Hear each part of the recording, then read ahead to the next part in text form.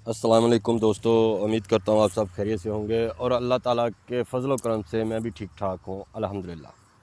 तो दोस्तों आज पार्ट 2 जहाँ पे ख़त्म हुआ था वहाँ से आज पार्ट 3 शुरू करेंगे। स्टोरी कहते हैं कि जो लीबिया से, पाकिस्तान से लीबिया और लीबिया से मैं इटली पहुँचा और कैसे पहुँचा, ये वही स्टोरी आज तीसरा हिस्सा है।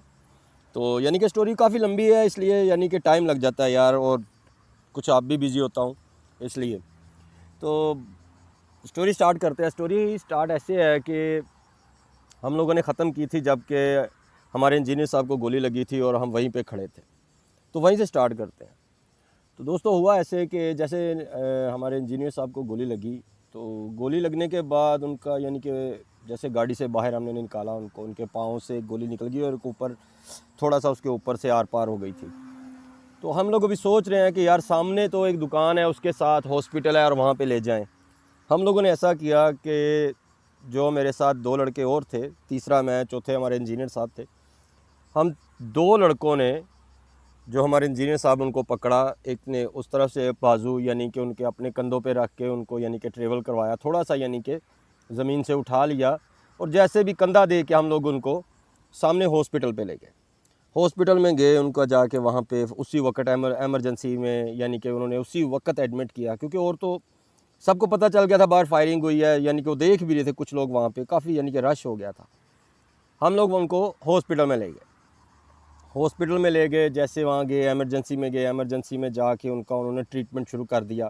पहले उन्होंने वो पेंट उनकी फाड़ी, वो थोड़ा सा ऊपर किया, फिर उसके बाद शूज़ जो हैं वो उतारे, वो ब्लड से भर गया था। इवन जो शूज़ था, जो पाँव से आर पार गोली हुई थी, उसकी वजह से पूरे शूज़ में ब्लीडिंग इतनी हो गई थी कि वो जब उतारा तो पता चला इसके शूज़ के अंदर खून है।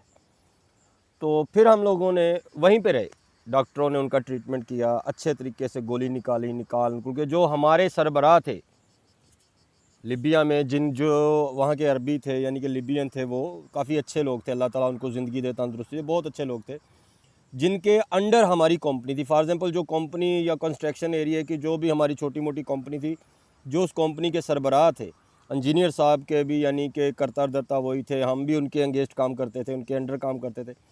वो सब यानी कि ना वहाँ पे तकरीबन आधे घंटे में पहुँच गए थे, आधे घंटे में या 40-50 मिनट में वो पहुँच गए थे। उन्होंने उसी वक्त उनको वहाँ से ट्रीटमेंट हो चुका था, यानी कि उन्होंने ना एक्सरे वगैरह लिए थे, उन्होंने वहीं से उनको दोबारा लिया और थोड़ा सा दूर एक बहुत बड़ा हॉस्पिटल है लिबिया में, उसको बोलते हैं मुस्तशफ़ा रईसी, यानी कि बिग हॉस्पिटल। हम लोगों को वहाँ पे ले गए, वहाँ पे जाके उन्होंने उनके यानी कि सारा एक्सरे वगैरह किया, फिर दोबारा किया कर के यानी उनके स्टिचिंग वगैरह की, उसके बाद उनको प्लस्तर लगा दिया। प्लस्तर लगा दिया और ये कहा कि ये 15 दिन अभी हॉस्पिटल में ही रहेंगे।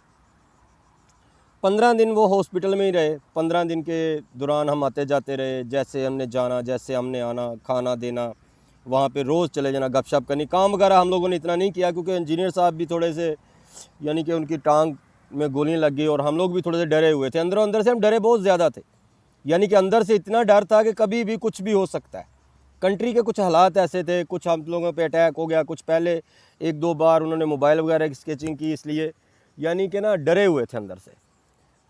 हुआ ऐसे, जो वजह बनी इटली जाने की, लिबिया से इटली जाने की, जैसे कि मैं इटली पहुंचा, वो मेन वजह जो है ना वो ये है कि उन 15 दिनों में ना वही BMW एक बार हमें नज़र आई, हमारे घर के आसपास से गुजरती हुई। एक रोड था, यानी कि जो हमारी गली के साथ मेन रोड है, वहाँ से गुजरती हमने देखी।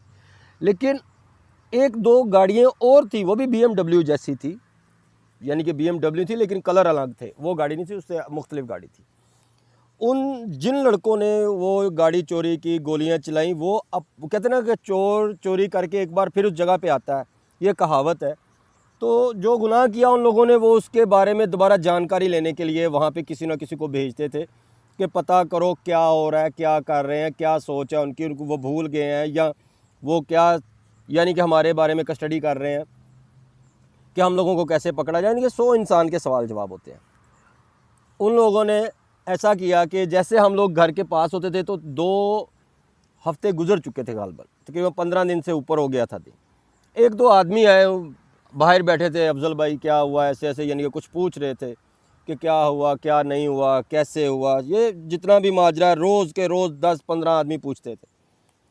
तो जो जिस घर में हम लोग रहते थे उस घर का जो मकान मालिक था उसके साथ में एक करियाने की दुकान थी, वहीं पे बैठे हुए थे। वहाँ बैठ के हम लोगों ने ना उससे बातचीत की, तो 2-3 लिबियन लड़के आ गए। उन्होंने पूछा भी ऐसे ऐसे पता चला यार बहुत जुल्म हुआ आप लोगों के साथ, बहुत दुख है हमें, ऐसे ऐसे। तो आप बताएं हुआ क्या है। मैंने व्यूअर्स उनको ये बताया कि जो भी माजरा हुआ ये बताया, और ये मैंने यानी कि अपनी ज़ुबान से निकाल दिया कि यार मैं उन लोगों को जानता हूँ, मैं वो लड़कों को पहचानता हूँ।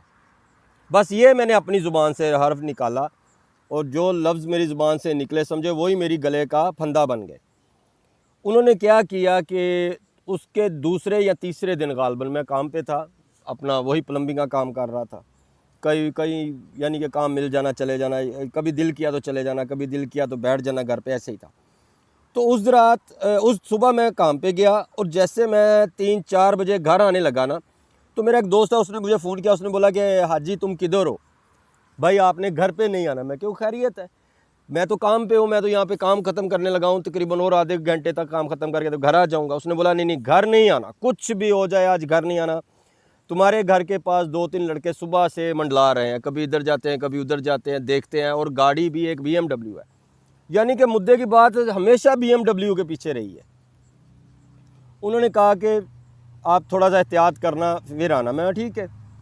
शाम के 6 बज गए, 6 बजे 7 बजे, तकरीबन 7:30-8 बजे मेरे घर के अंदर एक और लड़का गया। वो लाइट ऑन करके अपना थोड़ा सा सामान लेके वो फिर कहीं ना कहीं चला गया, घूमने चला गया या किसी दोस्त के पास चला गया।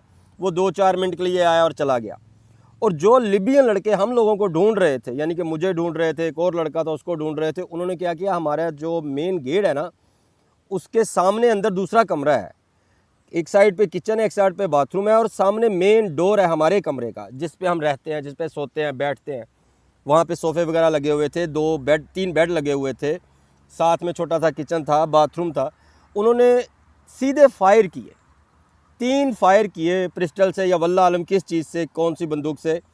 तो वो दरवाजे में सुराख हो गए, होल हो गए।